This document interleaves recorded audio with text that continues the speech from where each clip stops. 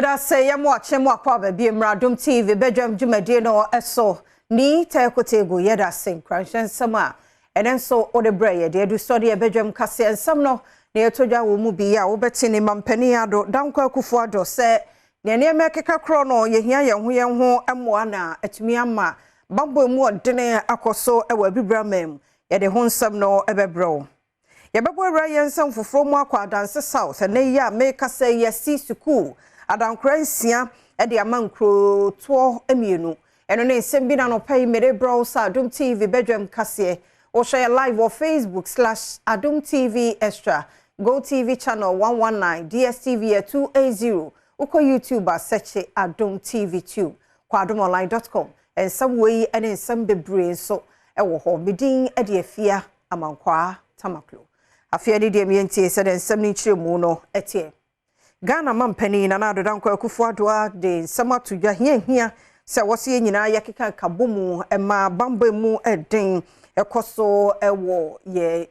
mantamu ene oman tichu ewo bibre amaimo sabeya ne ekoko koso ne kom ne samone di ekoko koso no ebetimi aba form na fe amanyo semu nso pinche nso ebetimi aba form 70 mu ene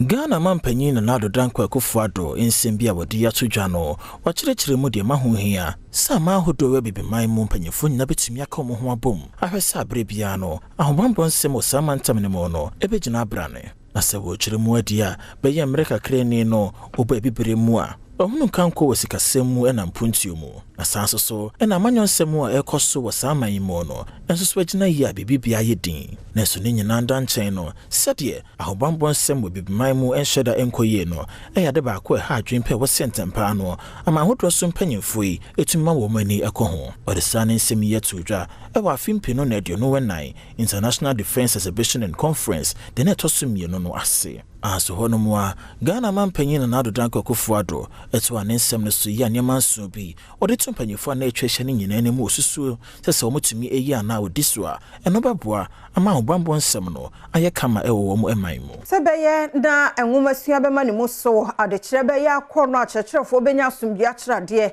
na nkwada nso bɛtena se atie ana asuadeɛ yie nti nkroto mienu a danse south mensimu ene yesi suku adankura ensie bi ade ama wo mo se onye na onfamoa enwumasua ekoso ewo amena so ene atwereboana ne nyina wa danse south mensimu asante mantem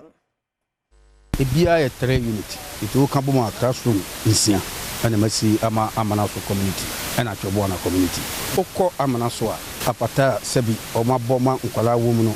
na eya reho yi pa eno community no na omunim diemu omo esiye de tete efra no atakwame no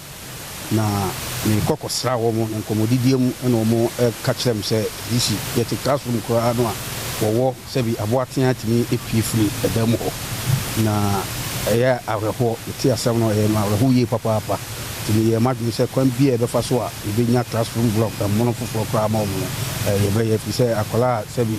o suade na obehu na wo apiefri ho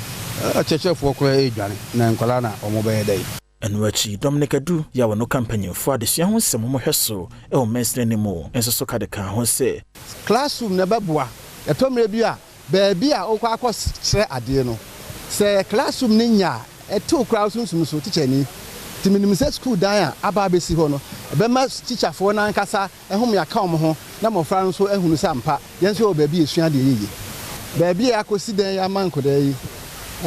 teacher for ho nanso baabi on beda e ha dwene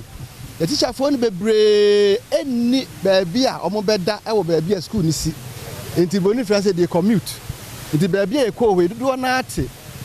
so kwa circuit court 1 ye no wo kuma se e de enipa nan a won mu wi asen akoto afiase mfie oha ane aduonu 120 years na sa nipa nan obi e komu 30 years enkwada nketo akra Jeffrey ya wonya mfie aduonu mienu Clifford enya mfie aduonu nwoche Prince ene kwabnache bafo omnyina mfie aduonu enwoche a krono banko a no wojo card ya free wonsem eno ne agye wo mo ene nipa na mfie oha ane aduonu onkoda mfiase no me ne makonta ne nam na osi akwa akobie gate na baba bewuram and nkwara free uncompleted house bi epie ye so prekope ese ye nafo rom ka se ye nafo na muso om say ma muso om ba se om beje car no any sika e wo me ho na am say okay mati ti ma me dane bibia de ma om ana me de ma se ko dane akodane police for ti a police for ye nhwemu na om ko hu om ti om ko hu om ne na ye di akira betenda de final judgment na yama omo 120 years eno echi na police kwaduboni ASP Stephen Ofori ni Adom Katenko bom no wache say Chebafo and Clifford on 3 robberies the court convicted all of them as is almost serve about 120 years ni also ton car no also 3 robberies ni also serve 105 years if you say we no to serve as a deterrent to people who have planned to commit such robberies. Adom TV Badwam kase na uguso sheno na convener Dema Locked Up Investment Holders Forum. Dr. Eduana Nientwi Esquire nene was say ministry ye finance ni abanya mienimuni wanhwe won mu ye kra nene woni sentwefo adi nkomo ena odo wakosem yi etudwa. Meni ana me kakra ne se da bia me ka se enidie omo mfe nidie ankasa emayen ensi entwe yie evise sempanifo bi ye ba mu ho nyina enkokra nko a obi anu ha wombro 65 eno mo ba nti se won ba no mo say next week ye be san ba se wutu kwan kra nka ye kire nhihye nka be ba kra na wa ye se wan ka bibia kra na wa ye note bi ato ho se o opani ba mo fa note yi ma no na won hunu ne ya bo akwakosi na wan ka bibia na waja hwa ko pim se ya ba ha na ya san bra ansan na ye nya okra enu akasa na wakasim bi akire enye obuo enchire obuo nti da bia na meka se memo ane ya mumu mpanifo no wo hye ba bi na oya adwuma ese ohunu se adwuma a wo ye no mpanifo bi ya atwam na edru so a wo ye give them that due respect. Enu akire na ekuoma bi ene amane boni twetwe nkomo a eha wa wonam mu esan wonum sika akamu no wode tudwa yesika na aloke ewo NDK no enu ntia na yaba ye kwa NDK wo se ye kwa yesika no a ye nsanke yesika no enti abusa ma se Bank of Ghana ena ma omo lance so mo fanya adwuma enti e kwa Bank of Ghana omo se emra Ministry of Finance enti aba Ministry of Finance le letter abra wo mo me letter no ho muaye omo fale muaye no mayen eni tu na bia ya ba no yesre no se ne mebre to omo modern no wo muaye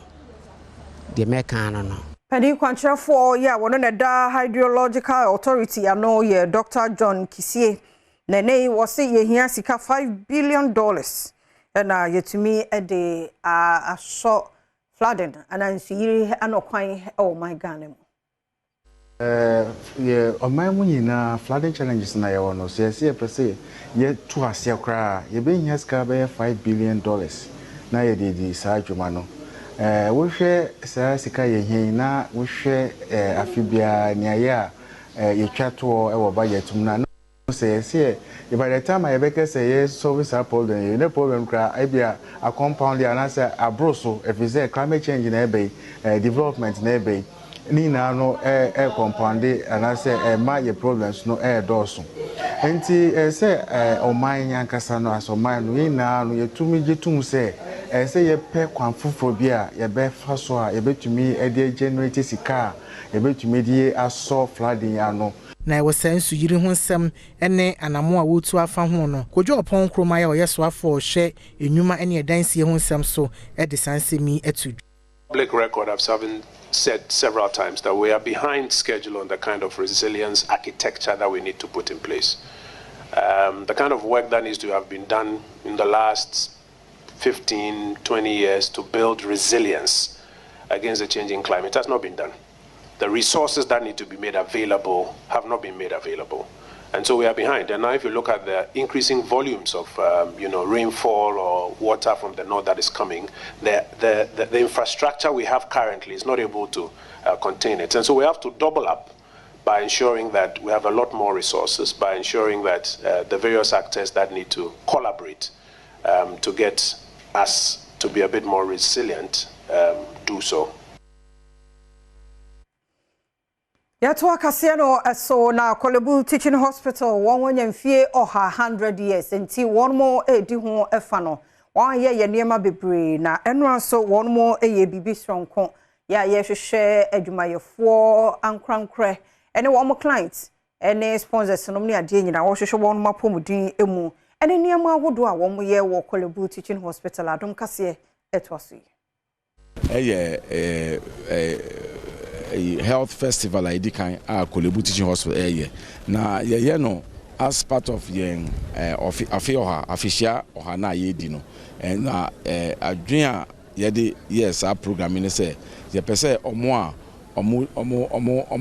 ye involved in the healthcare delivery say omo to health equipment ye departments no niam omo ye no to dwa na amanfo ba no behwe na mo ejuma Kolebu edi wa because bi no wa bempi no munim into no bibi to na officer we dey gise me kwa abroche but sa nema no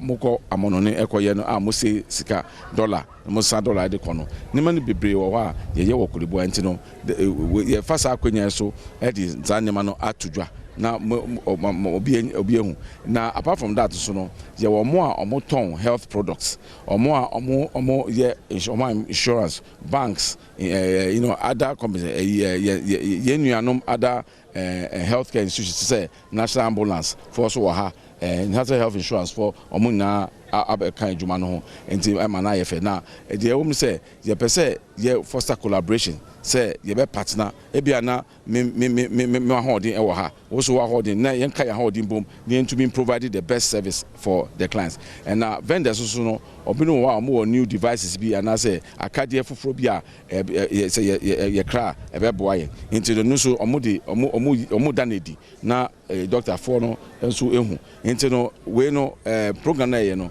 ya to safro bia into back kra ye free health screening into no the free into no me ye wa nka me to make aba Kolebu aba join health first no into no and then the first day by ye bet you to aso china ni fiada ni last day into ye free to safro mu na say mumbra na mumbe so mumbe ka ye ho na